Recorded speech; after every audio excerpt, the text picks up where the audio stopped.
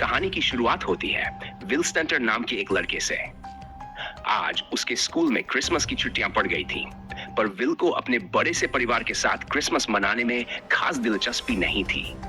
जैसे ही वह स्कूल से निकला, उसकी नजर एक बेहद खूबसूरत लड़की पर पड़ी जिसने लाल रंग का स्कार्फ पहना था। विल को तो उससे पहली नजर में ही प्यार हो गया। खैर, वो जैसे तैसे भागकर बस में चढ़ा और जल्द ही वह लड़की भी उसी बस में आ गई।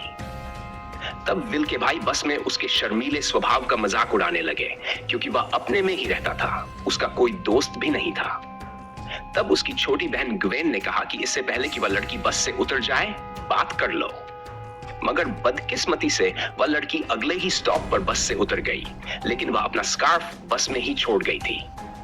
विल ने वह स्कार्फ उठा लिया, लेकिन उसे लौटाने से पहले ही बस चल पड़ी। फिर विल और उसके भाई बहन अपने घर की ओर जा रहे थे जब अचानक लियोन नाम के एक आदमी ने उनकी गाड़ी के सामने अपनी गाड़ी रोकी। लियोन इस शहर की शाही मिस्ट्रेस मिस क्रेथॉन के यहाँ काम करता था। उसने विल और उसके परिवार को शाही महल में क्रिसमस पार्टी पर आने का न्योता दिया। आखिरकार जब विल घर पहुंचा तो उसने देखा कि उसका बड़ा भाई मैक्स भी छुट्टियों में घर आ गया था। मैक्स ने विल के कमरे पर कब्जा कर लिया था, तो अब विल को स्टोर रूम में सोना होगा। कुल मिलाकर विल के 5 बड़े भाई और एक छोटी बहन थी। उसके पापा थोड़े रंगीन मिजाज के लगते हैं। खैर, उनके पिता जॉन को इस शहर में लेक्चर की नौकरी मिल गई थी, इसलिए वे यहाँ रहने लगे थे।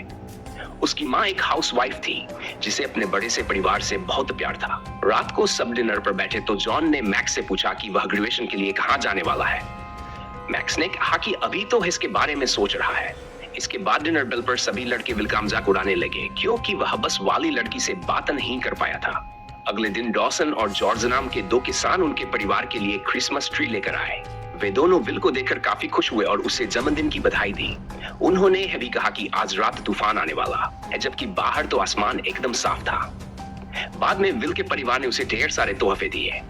बाकी सबके गिफ्ट यूं ही बेकार से थे, मगर विल ग्वेन के तोहफे को लेकर काफी उत्सुक था, क्योंकि सिर्फ वही सोच समझकर कुछ खास लाई थी। विल ने डिब्बा खोला तो उसमें एक सुंदर सी घड़ी थी। ग्वेन ने खुद उसकी कलाई पर घड़ी बांधी और उसे कोई इच्छा मांगने को कहा। तब विल ने इच्छा मांगी कि वह चाहता है कि यहाँ भी बर्फ पड़ जाए। रात को जब विल की आंख खुली तो उसने देखा कि सच में बर्फ पड़ रही थी, जिससे वह बेहद खुश हो गया। मगर ठंड ज्यादा होने की वजह से उसे खिड़कियां बंद करनी पड़ी। लेकिन अचानक उसके हाथों में इतनी ताकत आ गई कि आराम से हाथ लगाने के बावजूद खिड़कियां टूटने वाली थी। अगले दिन विल बस स्टॉप पर था तो उसने देखा कि पास के पेड़ पर बहुत सारे कौए आकर बैठ गए थे। जल्द ही बस आ गई और विल मॉल पहुंच गया। असल में वह ग्वेन के लिए क्रिसमस का तोहफा खरीदने आया था। उसे एक खूबसूरत पेंडेंट मिला जो उसने ग्वेन के लिए खरीद लिया। जैसे ही वह मॉल से निकलने वाला था, अचानक 2 पुलिस वालों ने उसे पकड़ लिया। उन्होंने उस पर पेंडेंट चुराने का इल्जाम लगाया और उसे पूछताछ के लिए अपने साथ ले गए। जब वे एक कमरे में पहुंचे तो विल को एहसास हुआ कि कुछ तो गड़बड़ है।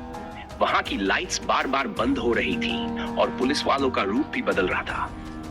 तब ऑफिसर्स ने उसे साइन के बारे में पूछना शुरू किया, मगर विल को पता ही नहीं था कि ये साइन क्या है। अचानक ही पुलिस वालों का असली रूप सामने आ गया और उन्होंने विल पर हमला करने की कोशिश की, लेकिन विल ने उन्हें बड़ी आसानी से धक्का देकर भाग लिया और यहीं उसे पहली बार अपनी ताकत का एहसास हुआ। अब दोनों पुलिस वाले उसके पीछे पड़ गए, पर वह उनके चंगुल से बच निकला। उसे अभी भी समझ नहीं आ रहा था कि ये सब हो क्या रहा है और ये लोग उसके पीछे क्यों पड़े हैं। विल ने अपने पिता को बताने की कोशिश की कि उसके साथ कुछ अजीबोगरीब चीजें हो रही हैं, मगर उसके पिता और परिवार ने उसकी बातों पर ध्यान नहीं दिया। शाम को विल और उसका परिवार शाही महल में क्रिसमस पार्टी के लिए पहुंचे। वहीं फिर से वही 2 किसान डॉसन और जॉर्ज विल के सामने आए और उससे पूछा कि मजा आ रहा है या नहीं। तभी विल की नजर अचानक उसी बस वाली लड़की पर पड़ी। यदि आप चाहें, मैं आगे की कहानी भी सुना सकता हूँ।